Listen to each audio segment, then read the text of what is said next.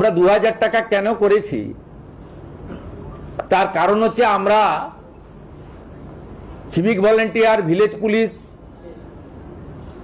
আমাদের অন্যান্য যেগুলো আছেন কন্ট্রাকচুয়াল, এদের অনেক জল মিশানো, এদের যোগ্যতা নেই, অনেকেরই এডুকেশন সার্টিফিকেট ভুয়া, অনেকেই পার্টির ক্যাডার হিসেবে কাজ করেন, নিজের কাজ করেন না, অনেকেরই শারীরিক দক্ষতা নেই, অনেকের বয়সের সার্টিফিকেট ভুয়া।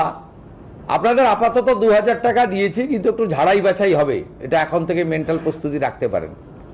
ছাঁটাই হবে না, কিন্তু ঝাড়াই বাছাই হবে, এটা একটা মাথায় রাখতে পারেন। তারপরে সঠিক লোককে সঠিক দেব।